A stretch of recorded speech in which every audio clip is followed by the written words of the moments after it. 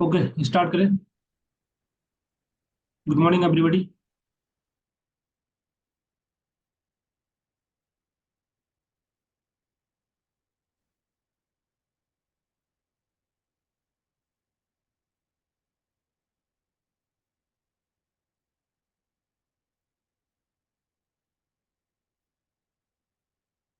Good morning.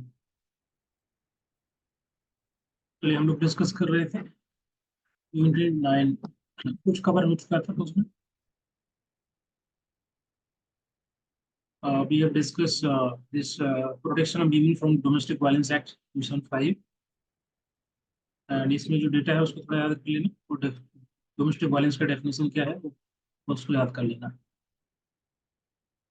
And एक global initiative है for all form of discrimination against women, CEDAW, जिसको 1979 में UNGA के द्वारा अडॉप्ट किया गया है।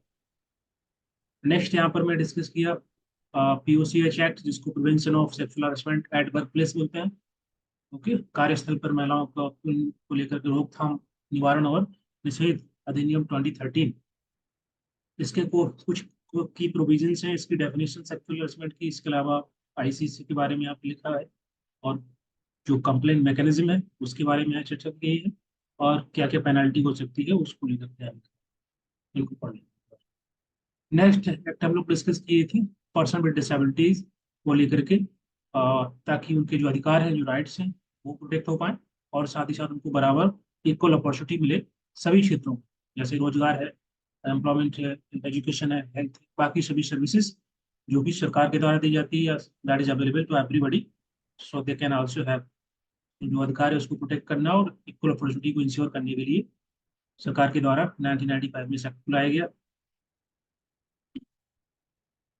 इसके बाद यहाँ पर नेशनल ट्रस्ट एक्ट आया 1999 में। ये भी जो लोग जो भी डिसेबल्ड है, उनके different types of multiple disabilities होती हैं, उसके उनके वेलफेयर के लिए ट्रस्ट को बनाया गया था। Next, national policy. Then again amended act in 2016, this RPW act. इसमें कुछ नए नए प्रोविजंस जो कि यहाँ पर मैंने मेंशन किए थे, कि इसमें जो डिसेबिलिटीज नंबर ऑफ वो बढ़ा दी गई 721। एंड बेंचमार्क डिसेबिलिटी, यहाँ पर 40% डिसेबिलिटी से ज़्यादा होती है तो बच्चों को जिनकी उम्र 6 से 18 साल है, they have a right for free education. Further इसमें जो रिलैक्सेशन मिलता है, रिजर्वेशन भी दिया जाता है। तो ऐसे लोग जो कि जिनको बेंचमार्क डिसेबिलिटी क्राइटेरिया को फुलफिल करते हैं, उनको 3 से 4% गवर्नमेंट जॉब्स में, और 3 से 5% बढ़ा करके हायर एजुकेशन में रिजर्वेशन और रिलैक्सेशन दिया जाता है। आगे डिस्कस किए थे हम लोग ISO के बारे में। इसके जो कुछ फैक्ट्स हैं उसको याद करना है। नेक्स्ट आगे हम लोग डिस्कस कर रहे थे CSR को लेकर के। तो ये प्रोविजंस जो है, ये थ्रेशोल्ड है, कि ये जो सेक्शन 135 था उसमें कंपनी एक्ट 2019 जो अमेंडेड एक्ट है, उसमें जो सेक्शन 135 था उसमें चेंजेस करके जो सब सेक्शन 1 है, इसमें क्राइटेरिया डाला गया कि वो सभी कंपनी अगर वो ये क्राइटेरिया फुलफिल करती हैं, दिस इज द लिमिट और threshold limit for the applicability of the ICR CSR for any company, then they have to spend their we can say the net profit 2% on the CSR activity. आगे है next, यहाँ तक clear है सभी को? बोलिए।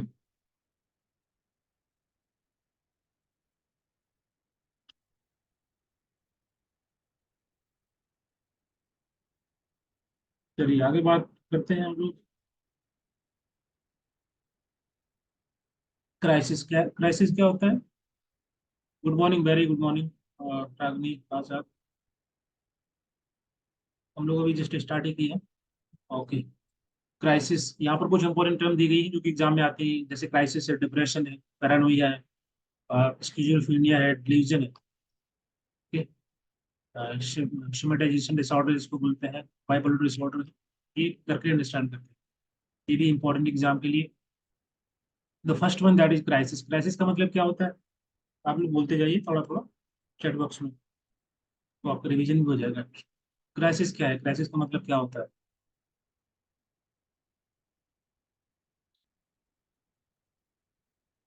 Critical condition. Okay. और बिल्कुल एक ऐसी सिचुएशन या ऐसा इवेंट, ठीक है, जो कि बहुत कोई बड़ा सा मेजर थ्रेट्स क्रिएट करता है। पर्सन किसी को या फिर कोई चैलेंज फेस कर रहा होता है पर्सन, या किसी प्रकार का डिस्ट्रप्शन हो जाता है लोगों की लाइफ में। और बोल सकते हैं काइंड ऑफ, जैसे कि बोल सकते हैं कि बहुत सारे फैक्टर होते हैं क्राइसिस को लेकर के।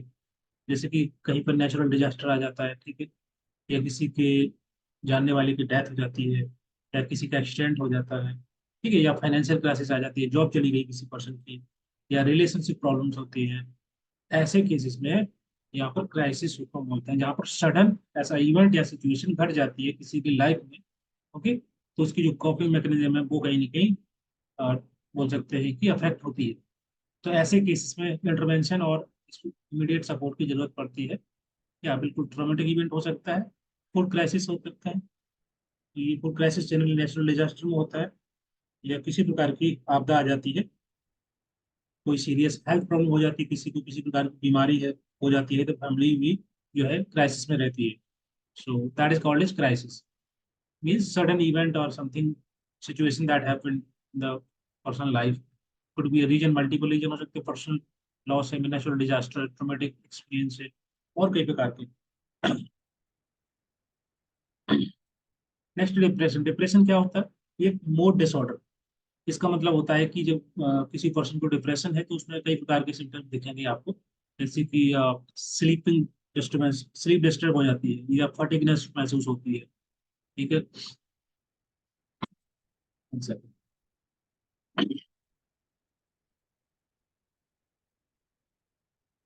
हाँ, कॉन्सेंट्रेट करने में डिफिकल्टी होती है, या जो थॉट्स होते हैं, सुसाइडल थॉट्स आते हैं, डेथ के थॉट्स आते हैं, ये डिप्रेशन के बोल सकते हैं कुछ सिम्टम्स होते हैं। ये जेनेटिकल, तो कुछ जेनेटिक्स होते हैं, बायोकेमिकल या इन्वायरमेंटल साइकोलॉजिकल फैक्टर्स की वजह से। स्ट्रेस, एग्जाम फेल कर दिया, हाँ, ये भी आपका डिप्रेशन। देखो, दो प्रकार का होता है। एक कंडीशन होती है आपकी नॉर्मल, बोल सकते हैं कॉमन, ठीक है, कॉमन मेंटल डिसऑर्डर। एक होता है आपका सीवियर मेंटल डिसऑर्डर। इसका मतलब क्या है कि कॉमन जनरली सभी में पाया जाता है, 90% पॉपुलेशन हम सभी में थोड़ा बहुत तो स्ट्रेस होता है, डिप्रेशन भी होता है कभी कभार, क्राइसिस भी। लेकिन क्राइसिस छोड़ दीजिए, वो अलग सिचुएशन है। डिप्रेशन एंजाइटी आपका अगर इनकी ज्यादा है, मतलब बहुत सीवियर कंडीशन बहुत ही ज्यादा रहता है, हमेशा रहता है, तो वो आपका एक सीवियर कंडीशन आ जाएगी। अदरवाइज कॉमन मेंटल डिसऑर्डर तो most of the people, 90% population में होता ही होता है। ठीक है, हम सभी को कभी कभी काइंड ऑफ सैडनेस रहती है, या बोल सकते हैं डिफिकल्टी होती है कॉन्सेंट्रेट करने में, या कई प्रकार की स्लीपिंग डिस्टर्बेंस हो जाती है, फटीगनेस रहती है, तो ये सभी में होता है प्रॉब्लम। नेक्स्ट है पैरानोइया। पैरानोइया का मतलब क्या होता है?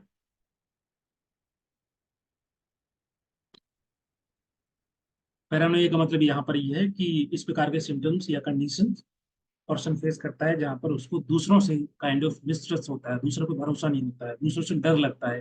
वो दूसरों को एक सस्पिशियस नजर से देखते हैं, उनको लगता है कि शायद ये लोग जो है, एक ऐसा बिलीफ जहाँ पर उनको लगता है कि लोग उनको टारगेट करते हैं, या कर रहे हैं, या उनको देख रहे हैं, या परसिक्यूट करते हैं, ठीक है, उसको बोलते हैं पैरानोइया। ठीक है, काइंड ऑफ मिसट्रस्ट होता है, दूसरे को भरोसा नहीं होता है। उनको लगता है कि बाहरी बाकी बाकी लोग जो है, फैमिली मेंबर्स हैं, फ्रेंड्स हैं, या कोई भी हो सकता है जो उनके अगेंस्ट में कॉन्स्पिरेसी कर रहा है। ओके, उनको किसी प्रकार से नुकसान पहुंचाना चाहता है, लेकिन उसका कोई रियल एविडेंस नहीं होता है, उसको हम पैरानोइया बोल देते हैं। ठीक है, इसलिए इसको पैरानोइया डिल्यूजन का मतलब होता है कि जहाँ पर ऐसा लगता है कि दूसरे लोग जो है किसी प्रकार की कॉन्स्पिरेसी कर रहे हैं हमारे अगेंस्ट में, और इसकी वजह से नुकसान पहुंच सकता है हमको, या काइंड ऑफ फियर होता है कि लोग उनको मार देंगे, या ये इस प्रकार के जो विचार आते हैं, थॉट्स आते हैं, जो कि सही नहीं है। इसका कोई प्रॉपर एविडेंस नहीं होता है, फिर भी इस प्रकार के जो विचार आते हैं मिसट्रस्ट के, या कॉन्स्पिरेसी के, परसिक्यूशन के, वो आपका कहलाता है पैरानोइया।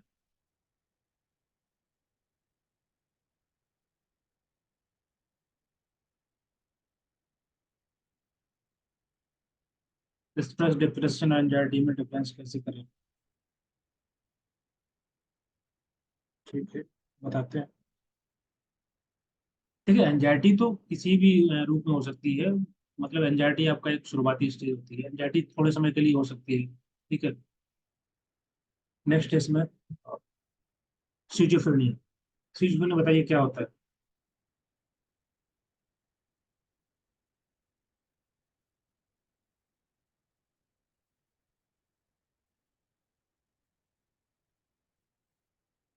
बताइए, हमने डिस्कस किया कई बार।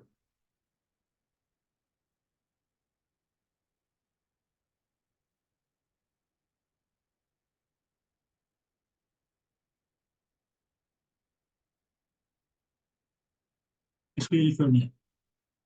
एक ऐसा मेंटल डिसऑर्डर, वर्बक अवस्था, मेंटल एंजाइटी और, तो एंजाइटी मतलब पहला स्टेज है, बोल सकते हैं कि डिप्रेशन थोड़ा सा मोर सीरियस होता है, ठीक है, इसको ऐसे समझ लीजिए।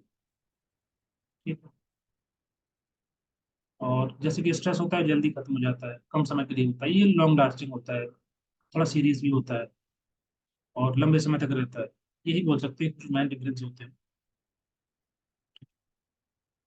स्ट्रेस, या बोल सकते हैं जो आपका काइंड ऑफ चेंज लाता है हमारे बॉडी के अंदर, ओवरऑल, ऐसे बोल सकते हैं फिजिकल या हमारे इमोशनल हेल्थ पे इम्पैक्ट करता है।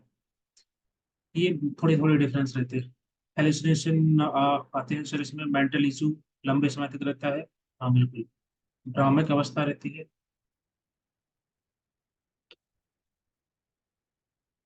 इसका मतलब देखो, सीजन मतलब होता है कि ऐसी अवस्था, एक ऐसा मेंटल डिसऑर्डर जो कि किसी पर्सन के बिहेवियर को या उसके सेल्फ को या उसके, बोल सकते हैं सिंपल, उसकी जो थिंकिंग पैटर्न है, उसका जो परसेप्शन है, उसके जो विचार है, उसके जो इमोशंस हैं, उसको कहीं ना कहीं से इम्पैक्ट कर रहा है, उसको शिजोफ्रेनिया बोलते हैं। ठीक है, कुछ इसके सिम्टम्स होते हैं जैसे हेलुसिनेशन है।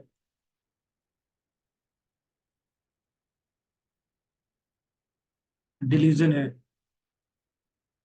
या कभी कभी ऐसा होता है कि डिसऑर्गेनाइज थिंकिंग पैटर्न डेवलप हो जाता है। Anxiety, stress, depression and order में। हाँ सही लिखा है। तो हेलुसिनेशन या डिल्यूजन है, या किसी प्रकार से डिसऑर्गेनाइज थिंकिंग पैटर्न डेवलप होता है।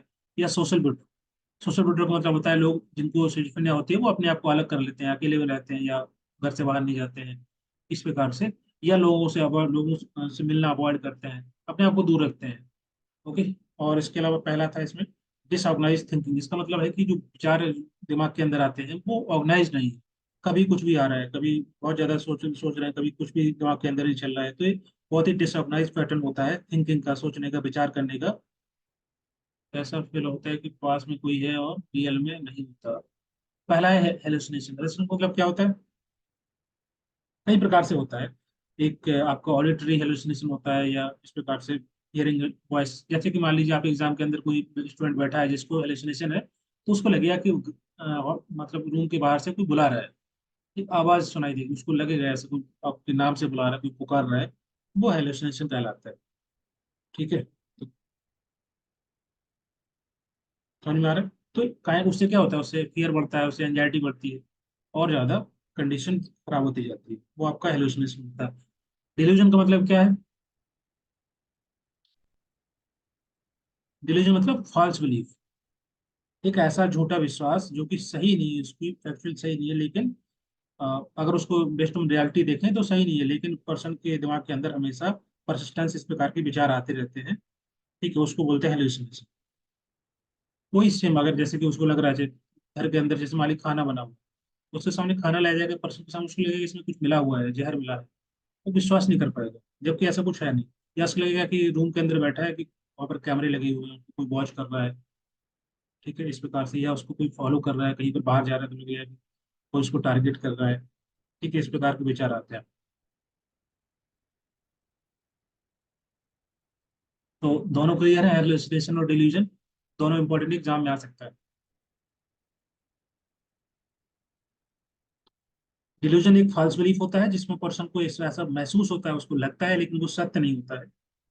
ओके। जैसे दो लोग चार लोग बातें कर रहे हैं सामने खड़े होकर, तो उसको लगेगा कि मेरे बारे में डिस्कशन हो रहा है, या मुझे किसी प्रकार से हार्म करना चाहते हैं, मुझे परेशान करना चाहते हैं, कुछ भी ऐसा उसको दिमाग में आएगा। या घर के अंदर बैठा हुआ है कहीं रूम में, टीवी देख रहा है, तो उसको लगेगा कहीं आसपास कहीं कैमरा लगा हुआ है, या कुछ ऐसा है कि उसको कोई देख रहा है। इस प्रकार से दिमाग में विचार आते रहते हैं।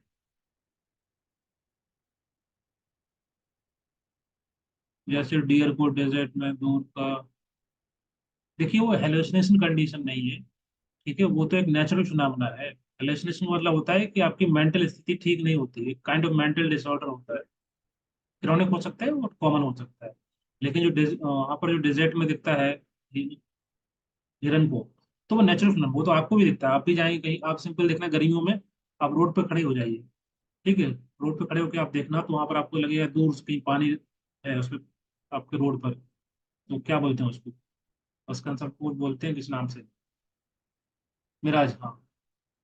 ठीक है। तो वो तो जनरली ऐसे ही होता है, तो ये फिनोमेना है, इसकी वजह से ऐसा लगता है, ऐसा महसूस होता है कि रोड पर या डेजर्ट में जो है पानी भरा हुआ है दूर। ठीक है, बहुत नेचुरल चीज है। ये आपका मेंटल डिसऑर्डर है। डिल्यूजन किसी पर्सन को है तो बिकॉज ऑफ कि उसके थिंकिंग पैटर्न कहीं ना कहीं डिस्टर्ब है, उसको ठीक किया जा सकता है। लेकिन वो ऐसा केस है मिराज का, वो तो ठीक नहीं हो सकता ना, वो तो बिकॉज ऑफ केस प्रकार की कंडीशन बनती है कि ऐसा महसूस होता है, लगता है। ठीक है, ताजा।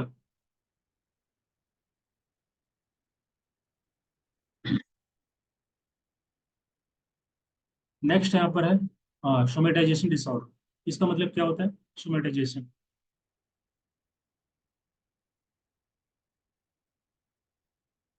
अभी इसको जनरल अभी बोल सकते हैं आजकल, या इस टाइम पे इसको बोलते हैं सोमेटिक सिम्टम डिसऑर्डर, SSD। ठीक है, जो अभी नया डायग्नोस्टिक मैनुअल आया हुआ है DSM-5 का, उसमें इसको सोमेटिक सिम्टम्स डिसऑर्डर बोला जाता है, सोमेटाइजेशन डिसऑर्डर। इसका मतलब क्या होता है, इसको कैसे पता चलेगा? पर्टिकुलर एरिया में पेन फील होता है, इसका मतलब फिजिकल सिम्टम्स तो है,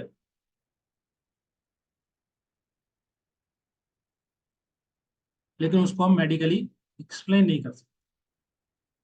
मेडिकल एक्सप्लेनेशन नहीं है। समझ में आ रहा है?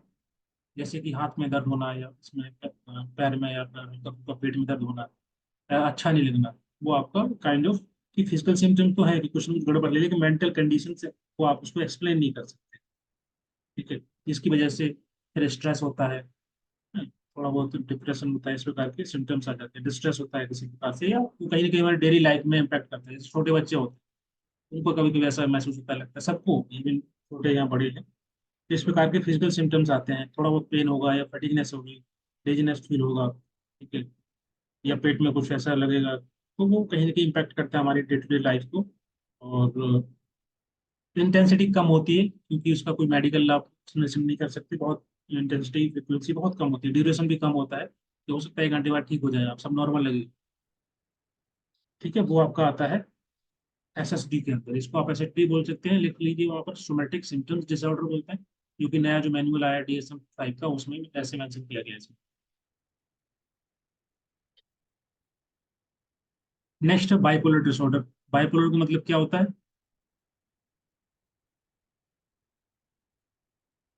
इसको मैनिक डिसऑर्डर बोलते हैं, पहले बोलते थे, आजकल इसको बाइपोलर डिसऑर्डर बोलते हैं। तो मैनिक डिसऑर्डर अगर एग्जाम में लिखा होगा तो आपको वहां पर मार्क कर देना, दोनों एक ही बात है।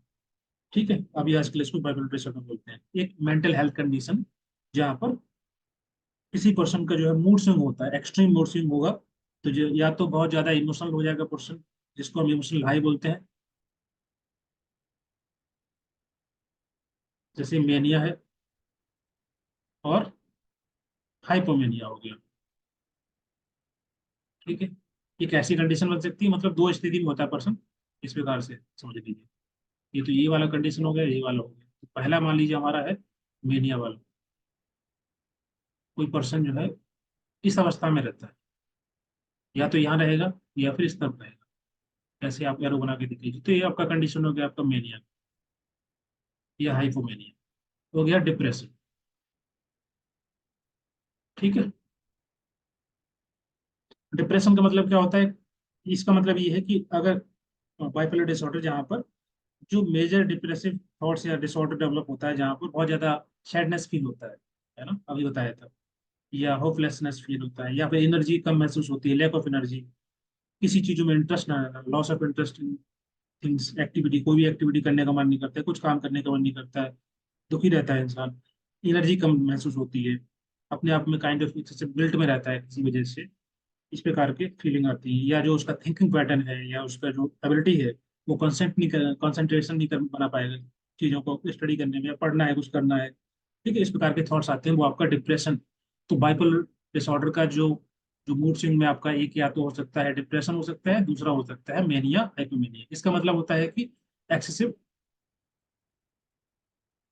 एनर्जी या इलेटेड। यहाँ पर पर्सन हाई होता है, हाई का मतलब हाई एनर्जी फील होगा, ओवर एक्टिविटी करेगा। ठीक है, इसको हम क्या बोलते हैं, अगर किसी पर्सन जो है एलिवेटेड मोड में रहता है, एनर्जी हाई एनर्जी फील करता है, उसको बोलते हैं यूफोरिया। टर्म भी याद कर लेना, इसको यूफोरिया बोलते हैं। नींद कम आती है, बहुत ज्यादा बात करेगा यूजुअली से, बहुत दिमाग के अंदर जो थॉट्स चलते हैं बहुत ज्यादा स्पीड में चलते हैं, रेसिंग थॉट्स इसको बोलते हैं। ठीक है, जल्दी डिस्ट्रैक्ट हो जाएगा, और अपना जो गोल है या जो काम कर रहा है उस पर कॉन्सेंट्रेट नहीं कर पाएगा, कहीं ना कहीं दिमाग इधर उधर जाएगा उसका।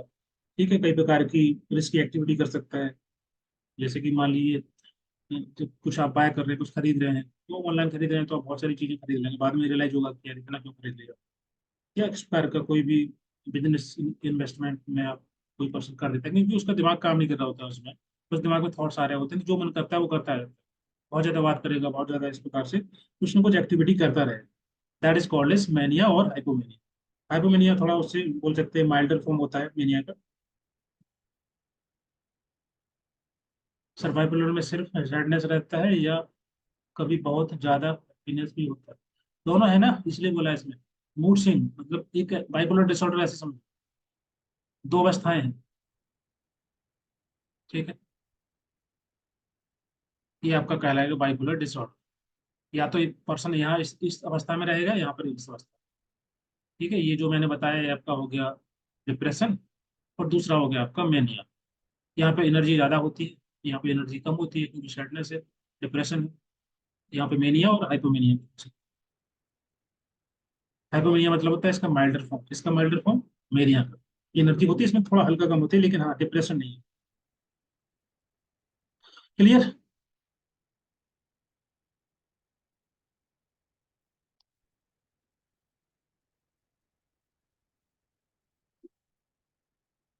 नेक्स्ट है post traumatic stress disorder, PSD. मैं हाँ वो एक ही बात है ना। नेक्स्ट है post traumatic stress disorder, PTSD. इसको समझिए, ये एक साइकेट्रिक डिसऑर्डर। इसका मतलब क्या होता है, पोस्ट ट्रोमेटिक मतलब कोई घटना घट जाती है, पोस्ट ट्रोमेटिक स्ट्रेस डिसऑर्डर, कोई घटना घट जाती है उसके बाद कुछ समय बाद लगातार अगर इस प्रकार की पर्सन एक्सपीरियंस करता रहता है, वो जो इवेंट जो कुछ हुआ है अगर लगातार उसके दिमाग में रहेगा, तो कहीं ना कहीं स्ट्रेस डेवलप होता है, और एक ऐसी कंडीशन आ जाती है, एक सीवियर कंडीशन, कि उसको पीटीएसडी हो जाता है, या बोल सकते हैं इस प्रकार के मेंटल डिसऑर्डर डेवलप हो जाता है, साइकेट्रिक डिसऑर्डर। जैसे मान लीजिए किसी की लाइफ में जो मैंने बताया था जो क्राइसिस है ना, क्राइसिस अगर हो गया, क्राइसिस लंबे समय तक रहा, तो आपका पीटीएसडी हो सकता है। तो समझिए, जैसे कोई घटना घट जाती है, वो आपका क्राइसिस में आ गया, sudden happened something that is crisis. अगर ये लगातार रहा, जैसे किसी पर्सन की डेथ हो गई है, ओके, किसी फैमिली मेंबर की, अब वो शुरुआत में क्राइसिस होगा, लेकिन अगर उस प्रकार का दिमाग में हमेशा रहेगा, उसके लेकर पर्सन परेशान रहेगा, स्ट्रेस रहेगा, और वो लंबे समय तक रहेगा, तो फिर वो पीटीएसडी कन्वर्ट हो जाएगा। जैसे कि मान लीजिए नेचुरल डिजास्टर आ जाता है, अर्थक्वेक आ गया या फ्लड्स आ गए, ऐसे केसेस में तो लोग अफेक्टेड होते हैं फिनेंशियली, साइकोलॉजिकली, या किसी की डेथ हो गई, या फिर किसी का जो एक्सीडेंट हो गया है, इंजरी हो गई है, या किसी प्रकार का वायलेंट वायलेंट फिजिकल या सेक्सुअल असॉल्ट होता है, तो ऐसे केसेस में अगर लंबे समय तक स्ट्रेस रहता है, तो फिर बाद में आपका पीटीएसडी में कन्वर्ट हो जाता है। समझ में आ रहा है। तो ट्रीटमेंट भी होता है कई प्रकार से इसकी, जैसे कि सीबीटी है आपका एक तरीका होगा जिसको बोलते हैं साइकोथेरेपी, और भी कई तरीके से होते हैं, मेडिकेशन वगैरह दी जाती है, फैमिली सपोर्ट प्रोवाइड कराना, सपोर्ट सिस्टम डेवलप करना, ये सभी तरीके होते हैं। ठीक है। हाँ, तो मैंने एग्जाम्पल दिया था कि एक केस था, एक्सीडेंट केस, जैसे कि उसमें ऐसा था कि एक टीचर था जो वो स्टूडेंट को लेकर के कहीं जा रहा था कहीं पर, ठीक है, घूमने के लिए कहीं, क्या होगा, तो उसमें क्या हुआ कि जो बस थी उसका एक्सीडेंट हो गया, उसमें एक दो बच्चों की डेथ हो गई, कुछ इंजरी हो गई कुछ बच्चों की। तो टीचर को ऐसा लगा कि शायद मेरी वजह से ये सब हुआ है, तो जो है वो एग्जाम्पल आपका पीटीएसडी था, कुछ लंबे समय तक उसको ऐसा महसूस हो, बाद में जो है डिप्रेशन में रहा, पीटीएसडी हो गया, फिर उसके प्रॉपर तरीके से एक काइंड ऑफ ट्रीटमेंट किया गया, क्योंकि वो चीज दिमाग में हमेशा रहेगी पर्सन के, उसके बारे में सोचता रहेगा, अब सोचेगा तो एंजाइटी होगी, डिप्रेशन हो गया, ओके, और ज़्यादा सीवियर कंडीशन होती जाएगी, तो एक ऐसी कंडीशन आएगी जो कि साइकेट्रिक डिसऑर्डर डेवलप हो जाएगा, मेंटल डिसऑर्डर डेवलप हो जाएगा, उसको ठीक ही करना पड़ेगा, नहीं तो वो इम्पैक्ट करता है हमारी डेली लाइफ में। चाइल्डहुड ट्रॉमा हो सकता है, बिल्कुल हो सकता है। कोई भी इवेंट जो कि पास्ट में हुआ है और उसका इम्पैक्ट अभी तक है, वो आपका कहलाएगा post traumatic stress disorder. Childhood trauma, abuse, anything which happen in the life, और जो अभी तक इम्पैक्ट कर रहा है किसी पर्सन की डे टू डे लाइफ में, उसकी फंक्शनिंग में, मेंटल फंक्शनिंग में, तो आपका एग्जाम्पल होगा post traumatic stress disorder. Clear?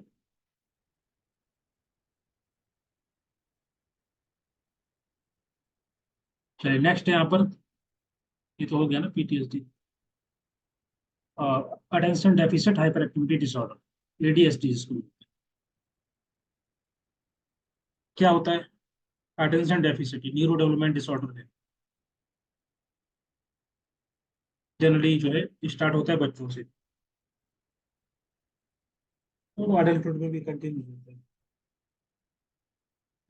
Sir this occur in the children, बिल्कुल कॉमनली पाया जाता है बच्चों में, लेकिन धीरे धीरे अगर उसका प्रॉपर डायग्नोसिस ना हो तो फिर वो अडल्टहुड में भी कंटिन्यू रहता है। ठीक है। अटेंशन डेफिसिट का मतलब क्या हुआ, जैसे इसमें लिखा है अटेंशन डेफिसिट, कमी, इसका मतलब क्या हुआ? इनअटेंटिव, इनअटेंशन हो गया।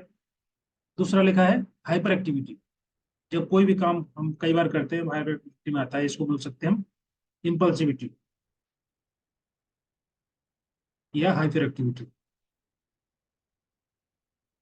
समझ में आ रहा है?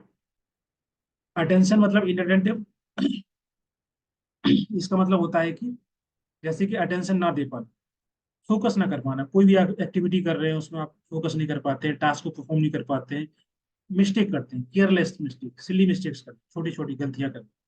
जैसे छोटा बच्चा है तो स्कूल वर्क सही से नहीं करेगा, बाकी एक्टिविटी सही से नहीं करेगा। ठीक है, डिसऑर्गेनाइज रहे, मतलब टाइम मैनेजमेंट सही से नहीं कर पाना, या चीज़ों को, टास्क को, डिफरेंट एक्टिविटी को सही से ऑर्गेनाइज ना कर पाना, चीज़ों को अवॉइड करना, अवॉइडेंस भी आ जाएगा इसके अंदर। ओके, चीज़ें भूल जाना जल्दी, बहुत सारी चीज़ें मिसप्लेस कर देना, वो आपका आता है इसमें। और इजिली डिस्ट्रैक्ट हो जाना, ये सभी आपके आते हैं इनअटेंटिव होने में। इसलिए इस पे लिखा है अटेंशन डेफिसिट, अटेंशन की कमी। दूसरा hyper activity disorder, hyper activity मतलब होता है इम्पल्सिविटी, और हाइपर एक्टिविटी जिसको बोलते हैं मतलब बहुत ज्यादा बात करना, एक्सेसिव टॉक।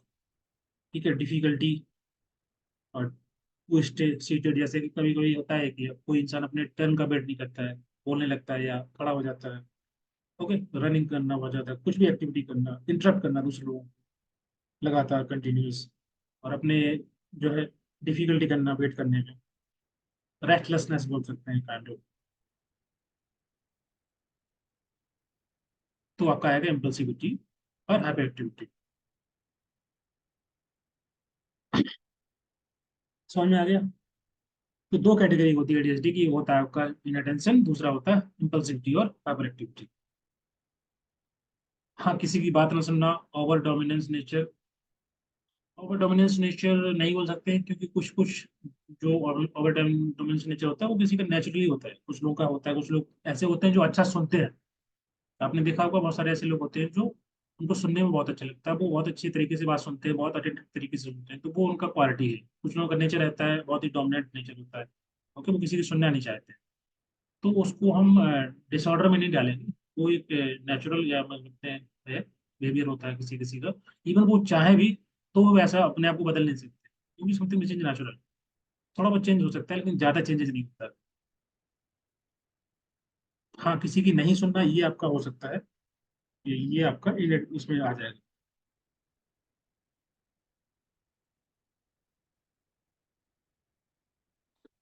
ठीक है, these are the symptoms.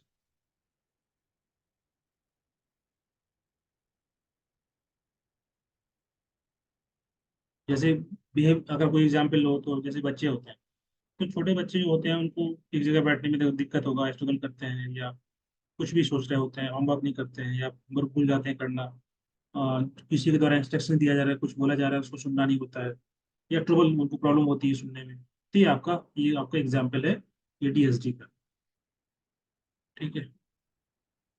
Adult में भी होता है, अडल्ट में ऐसे हो गया कि जैसे मान लो अपना टाइम मैनेज ना कर पाना सही तरीके से, डिसीजन ना ले पाना, डिसीजन ले रहे हैं तो बहुत जल्दी डिसीजन ले रहे हैं, इंपल्सिव डिसीजन ले रहे हैं। ठीक है, चीज़ों को सही से ऑर्गेनाइज न करना, डिसऑर्गेनाइज वर्क होता है, ये सभी आपके आएंगे अडल्ट में।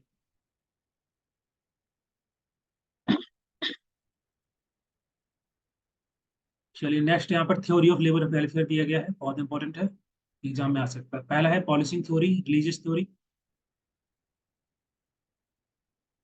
किसी काम को या बिल्कुल किसी भी काम को लेकर के हाइपर हो जाना, कोई भी काम जो है, कोई भी एक्टिविटी करते हैं तो उसमें हाइपर हो जाते हैं। नेक्स्ट है, अच्छा ओके, यहाँ डिस्कस करते हैं लेबर वेलफेयर की जो थ्योरी दी गई है, बहुत इंपॉर्टेंट एग्जाम में आ सकती है। बताइए पॉलिसिंग थ्योरी का मतलब क्या होता है, आप लोग बताना।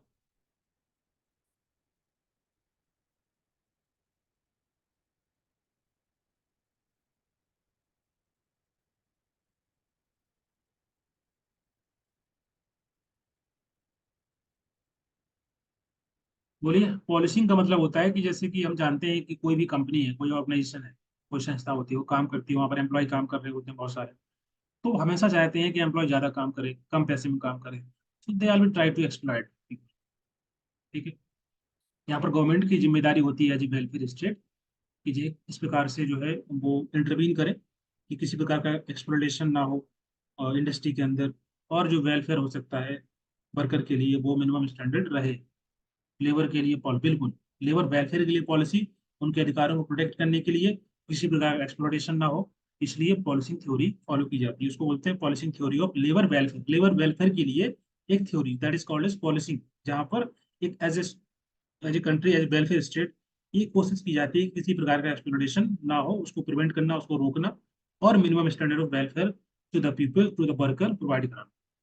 ये आपका हो गया पॉलिसिंग थ्योरी। दूसरा है religious theory. What is religious theory?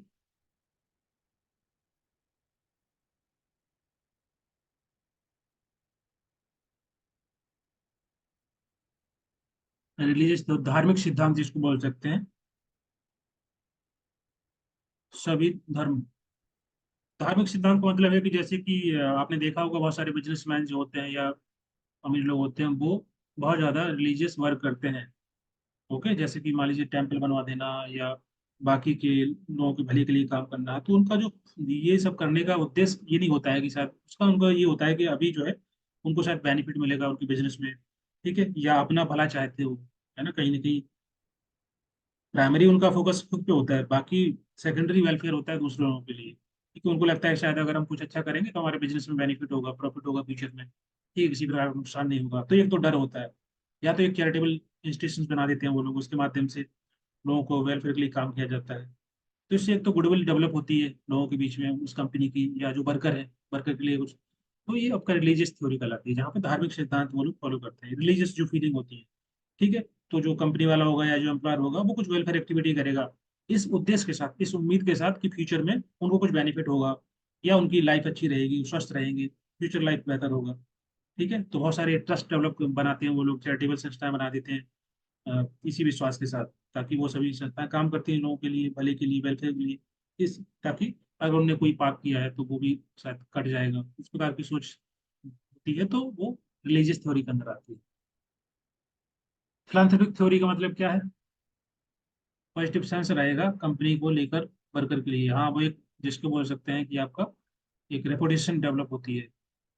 जैसे टाटा ट्रस्ट है, टाटा कंपनी है, तो टाटा को लेकर लोगों का जो विश्वास है, ठीक है, और उनको पता है कि ये कंपनी अच्छी है, प्रोडक्ट अच्छा बनाती है, इसके अलावा जो है लोगों के लिए भले के लिए काम करते हैं बहुत सारे इनकी जो संस्थाएं हैं जैसे टाटा ट्रस्ट है, तो ये इससे वेलफेयर तो होता ही होता है, इमेज भी बनती है।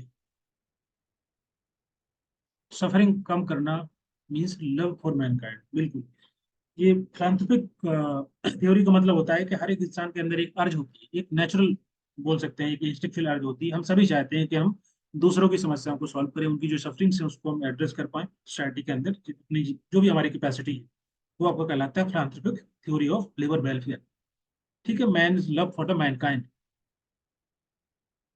तो ये हर एक व्यक्ति के अंदर ऐसा रहता है कि वो चाहता है कि चाहे किसी भी छोटे रूप में वो किसी न किसी की लोगों की मदद करे, हेल्प करे, या सफरिंग से उसको एड्रेस करे, मदद करे, ठीक है, वो आपका कहलाता है प्राथमिक थ्योरी। सिंपल, दानशील सिद्धांत। चैरिटी करना है, चैरिटी या किसी भी रूप में, चाहे फाइनेंशियली या किसी भी रूप में आप मदद करते हैं इस रूप से।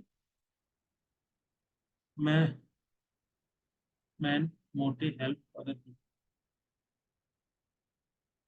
हाँ, मेन मोटिव जो होता है दूसरे की मदद करना। नेक्स्ट है इसमें पैटर्निस्टिक और ट्रस्टीशिप थ्योरी। इसका मतलब क्या होता है? ट्रस्टीशिप थ्योरी, जो भी इंडस्ट्रीज होते हैं या जो बड़ी कंपनी के मालिक होते हैं उनके पास पैसा बहुत होता है, प्रॉपर्टी बहुत सारी होती है, उन्होंने प्रॉफिट कमाया होता है कहाँ से? पब्लिक से। ठीक है, लोगों से ही। तो इनका फोकस होता है किस प्रकार से लोगों की मदद करना, सोसाइटी की मदद करना वापस। सोसाइटी से लिया है तो सोसाइटी को वापस करना।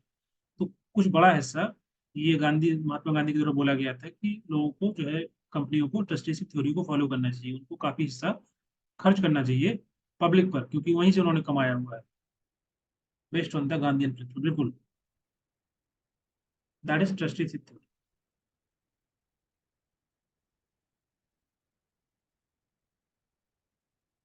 ओके।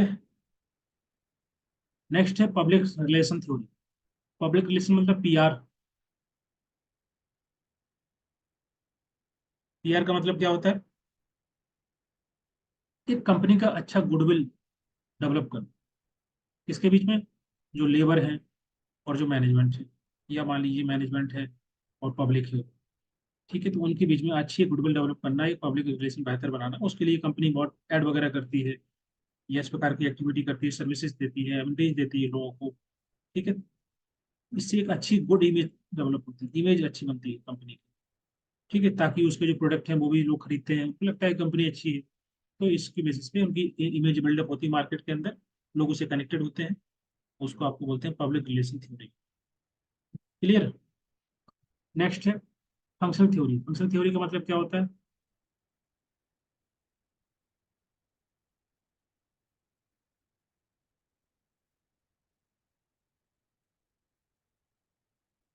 बोलिए, जल्दी बोलिए। वर्क कैसे कर, कैसे कर। देख, फंक्शनल का मतलब होता है फंक्शन, जैसे मतलब एक कंपनी के अंदर जो वर्कर काम कर रहे होते हैं ना, तो उनको क्या लिखा, सोल्यूशंस के लिए अप्रोच करना। फंक्शनल थ्योरी इसका मतलब होता है कि जो वर्कर है जो काम कर रहे हैं किसी इंडस्ट्री के अंदर, कंपनी के अंदर, ठीक है, तो उनकी एफिशिएंसी बढ़ाने के लिए, उनकी प्रोडक्टिव बढ़ाने के लिए, इंप्रूव करने के लिए इसको फॉलो किया जाता है। मतलब है कि उनको, जैसे एम्प्लॉय है, उनको आपका इंसेंटिव वगैरह दे देना, पैसा ज्यादा देना, एक्स्ट्रा वर्क कर रहे हैं तो पैसा दे देना, खाने खाने के लिए इस प्रकार से, या बेसिक कम्युनिटी प्रोवाइड कराना, ताकि उनका ध्यान पूरा वर्क की रहे, उनकी प्रोडक्टिविटी बढ़े, एफिशिएंसी बढ़े काम को लेकर। ओके, तो प्रोडक्शन ज्यादा होगा तो बेनिफिट कंपनी को होगा। लेकिन साथ साथ फोकस होता है फंक्शन करने के लिए, बढ़ाने के लिए, कि वो वर्कर्स को जो बेसिक कम्युनिटीज या सर्विसेज देते हैं, जैसे हाउसिंग है, सेंटर है, इसके अलावा आपका हेल्थ केयर फैसिलिटी दे देना।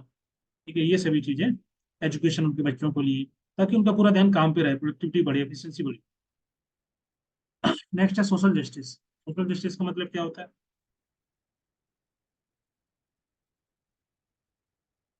सोशल जस्टिस वर्क करता है हमारा ह्यूमन राइट्स प्रिंसिपल पे, कि सभी को अधिकार है बेहतर लाइफ जीने का, डिग्निफाइड लाइफ जीने का। ठीक है, उनके पास काम होना चाहिए, वर्क होना चाहिए।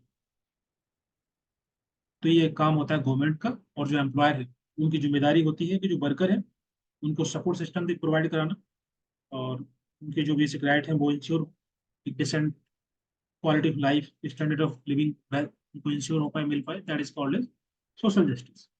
सभी को इक्वल सोशल रिस्पेक्ट मिले। हाँ, सोशल रिस्पेक्ट मिले, और जो अधिकार होता है ना, right to decent standard of living, वो भी इंश्योर होता रहे। That is basic.